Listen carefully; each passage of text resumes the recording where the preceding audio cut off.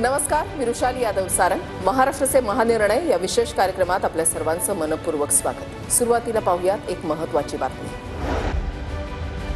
पुण्यामध्ये सावित्रीबाई फुले विद्यापीठासमोरील एकात्मिक दुमजली उड्डाणपूल पुणेकरांसाठी सुरू झालाय आणि त्यामुळे पुणेकरांची वाहतूक कोंडीची समस्या बऱ्यापैकी सुटणार आहे. या उड्डाणपुलाचं मुख्यमंत्री आणि उपमुख्यमंत्र्यांच्या हस्ते लोकार्पण करण्यात आलं.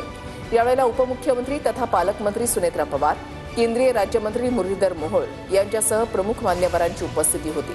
नवीन दुमजली उड्डाणपूल उभारण्याचा निर्णय घेताना अनेक अडचणी आणि मतभेद होते, मात्र सर्वांना विश्वासात घेऊन हा प्रकल्प पूर्ण करण्यात आला. या प्रक्रियेमध्ये दिवंगत उपमुख्यमंत्री अजित पवारांनी घेतलेला पुढाकार महत्त्वाचा होता, असं मुख्यमंत्री देवेंद्र फडणवीसांनी म्हटलंय. पण दादांनी सगळ्यांना विश्वासात घेतलं आणि विविध पक्षांचे नेते असतील, सर्व लोक एकत्रित आल्यामुळे त्या ठिकाणी हे काम होऊ शकलं.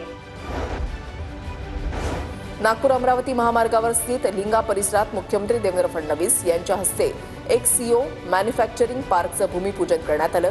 राज्य सरकारच्या उद्योगपूरक धोरणामुळे निर्मिती क्षेत्र सकारात्मक दिशेनं वळण घेत आहे.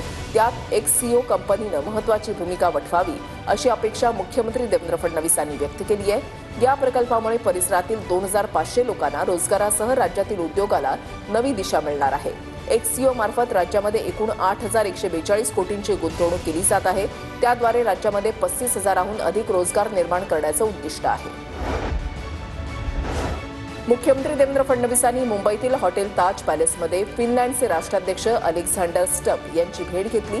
या भेटीदरम्यान फिनलँडसोबत राज्याचे द्विपक्षीय संबंध, गुंतवणुकीच्या संधी, उद्योग, व्यापार, कौशल्य विकास या विषयांवर चर्चा करण्यात आली.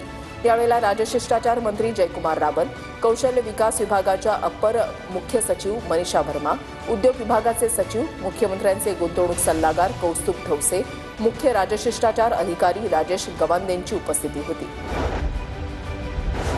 मुख्यमंत्री फडणवीसांच्या उपस्थितीमध्ये विधान भवनात राज्य सरकार आणि चॅम्बेरी पॉवर प्रायव्हेट लिमिटेड यांच्यामध्ये सामंजस्य करार करण्यात आला. पुणे आणि रायगड जिल्ह्यामध्ये पिंपळवाडा सावळे उदंचन जलविद्युत प्रकल्प उभारण्यासाठी हा करार करण्यात आला.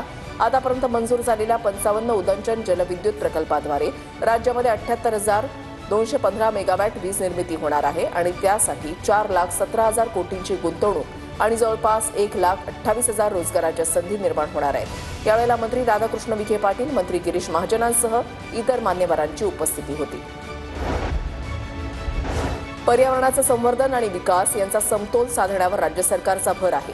राज्यामध्ये वृक्ष आणि वनक्षेत्राचं प्रमाण वाढवण्यासाठी मिशन मोडमध्ये 300 कोटी वृक्ष लागवडीचा संकल्प राज्य शासनानं केला आहे. विज्ञान आणि तंत्रज्ञानाचा आधार घेत यासाठी व्यापक कार्यक्रम राबवला जाणार असल्याचं मुख्यमंत्री देवेंद्र फडणवीसांनी म्हटलंय.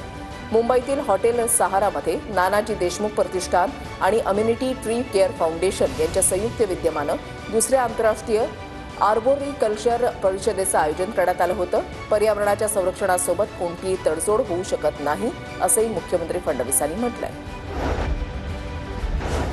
जागतिक महिला दिनाला आरोग्य विभागाकडून HPV लसीकरण मोहिमेचा उपमुख्यमंत्री एकनाथ शिंदेंच्या हस्ते शुभारंभ करण्यात आलाय. मुलींना गर्भाशय मुखाच्या कर्करोगापासून संरक्षण मिळावं म्हणून 9 ते 14 वयोगटातील 9,84,000 मुलींना HPV प्रतिबंधक लस दिली जाणार आहे. या मोहिमेचा उपमुख्यमंत्री शिंदेंनी शुभारंभ केला. जागतिक स्तरावर कर्करोग हा गंभीर आरोग्यविषयक प्रश्न बनत असताना राज्य सरकार या संदर्भात सक्रिय पावलं उचलत असल्याची प्रतिक्रिया उपमुख्यमंत्री एकनाथ शिंदेंनी दिली आहे.